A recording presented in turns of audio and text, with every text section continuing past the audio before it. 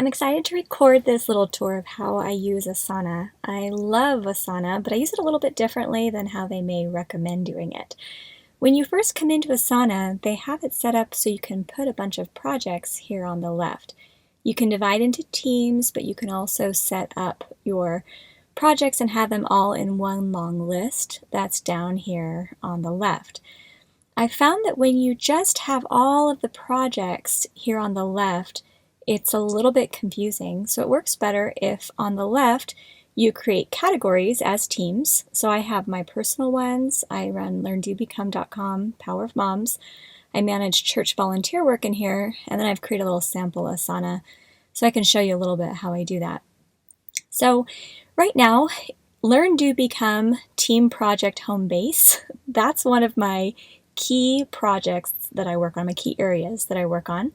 I also have a section for my personal Learn, Do, Become and Power of Moms projects.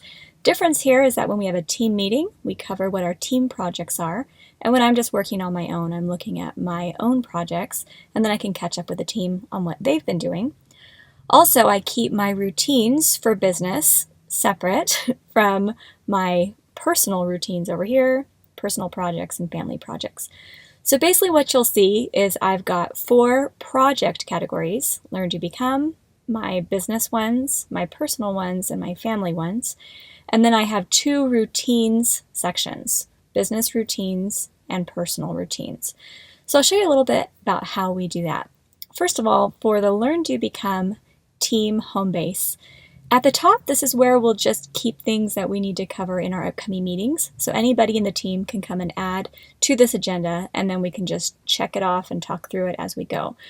Danielle, who runs the behind the scenes of our site, is our integrator. She also keeps track of reporting here. So if there's ever any stats or things we need to keep track of, she's got them done here. Then we organize all of our projects as follows. We have current projects, what we're doing right now, ones that are in progress or waiting, either they're dependent on something else or someone else. And then we have our next in line projects, which will be moving up as these finish, someday projects, and finish projects. So we just move things down. So right now we've been revamping our STEP program. And once we finish, we'll just slide this all the way down and we'll put that into the finish section. Then we'll add, one of these, move it up into current. So when we have a team meeting, we know what we're working on, and we know what's waiting, what's coming, and we're able to really focus according to the goals that we have. Now you'll also notice here on the right that sometimes these projects are included on another team member's projects list. Each of our team members at Learn, Do, Become has their projects in here, and some of them keep routines separate, some of them keep them within the same section. So it's up to them how they want to manage it. But you'll see that our team members, at least, they all have projects. Jill, Danielle, Kristen, everyone's got their projects that they can work on. So when we're working on something for like the STEP revamp, that's sitting on Danielle's current projects and Kristen's, because both of them have parts of the program revamp that they're in charge of. When I was doing the video recording and things like that for it, I also had this on my project list, and I'll show you more of that in a minute. Right now, we've been adding Easy Webinar back into our STEP funnel, and no one else on the team is working on that right now. We hired a contractor, and it's just for me to review that, so that's on my list.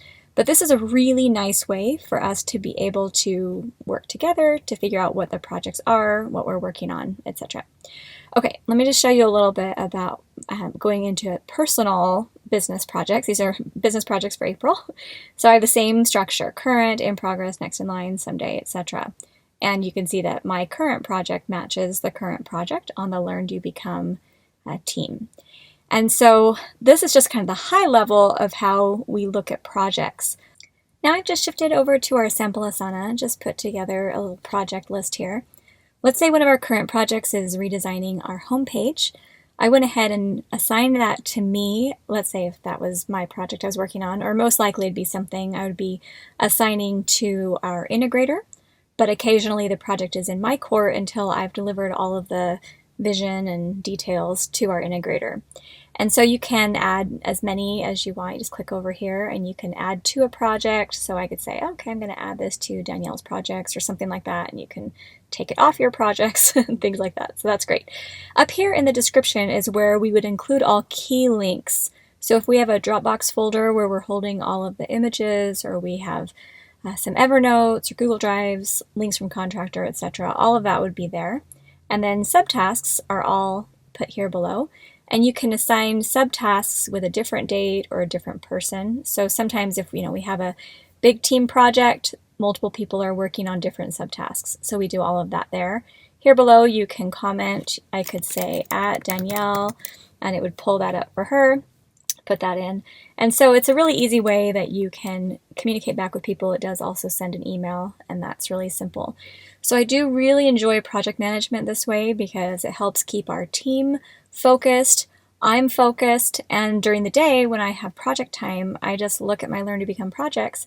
See how this one popped up there? It goes to the very top when you're adding it, but I'd move that to current. Or I could say, hey, I'm actually taking this off my list. It's no longer mine. Now I'm totally giving that to the team. But it's a really, really easy way to do that. I want to talk a little bit about routines. So I put all of my routines for LearnDoBecome and Power of Moms in here, and I organize it by daily, weekly, every other week, monthly, every other month, quarterly, semi-annually, and annually. Now I just review these weekly and look at them and kind of make sure they're all happening. I do create triggers. Like right now I'm really working on having 30 minutes a day of just creative work. And because it's not really a habit yet, I've created a daily trigger so it shows up under my tasks, which I'll show you in a second. But just having a place where I can review my professional routines is very, very helpful. I'll just show you briefly how I do have my personal routines organized as well. These are things that, again, I'm not checking off all the time, but I have like daily, and I have, over here on the right, I've created like morning, daytime, evening.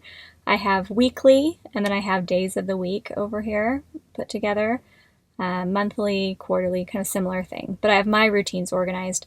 So that way, if I ever go to a conference and I get a new idea and I want to add a routine, I just go ahead and put that in there.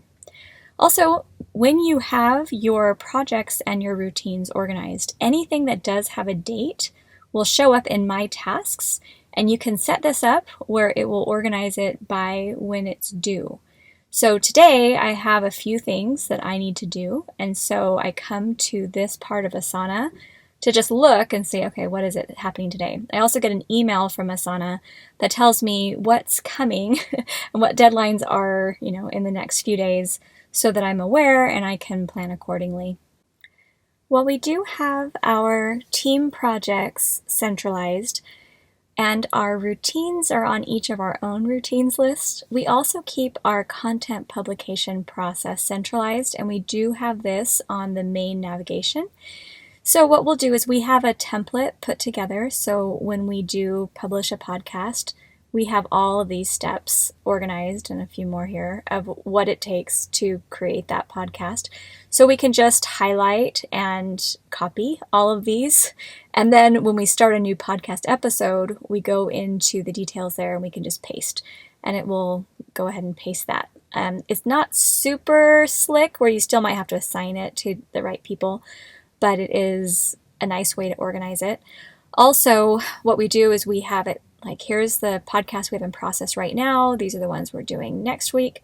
These are the ones that are kind of in the someday list, and then we just move them up so that once this podcast is totally finished, which actually that one is finished, then I just come move this down and we put it into the completed section. And we're still kind of figuring out exactly how we want to format this, but it's a nice place to know, hey, when we're working on our weekly podcast, this is where we're going to go to get all of the details.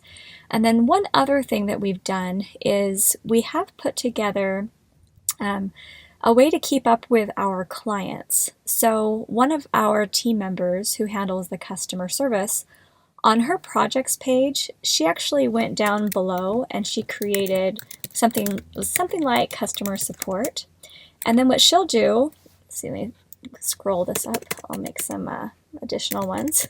Hang on, I have that. Okay, so she'll do customer support, and then she'll say something like, oh, let me put the email address of the person I need to follow up with, and in the description she'll explain the issue, and then she'll create a due date and say, oh, I want to follow up, by next Wednesday, and she'll assign that to herself. So that way it will show up under my tasks.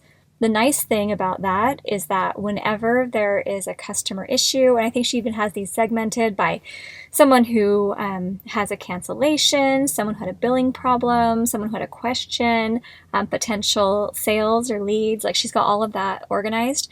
But she's able to include just their email address and has this time trigger so that she can follow up whenever she needs to.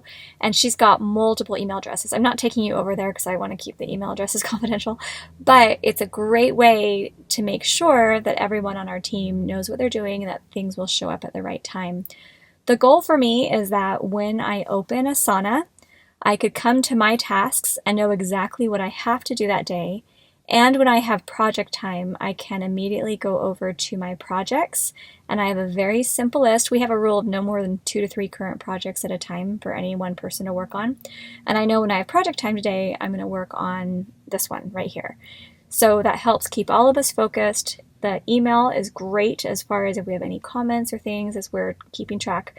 And another nice thing is if you have additional resources that you need down here, you can add, or right here, you can add files or images or anything else that you want actually to this post here. A lot of times we just include links in the description, but it's all integrated and set up so that you can do a lot with that as well.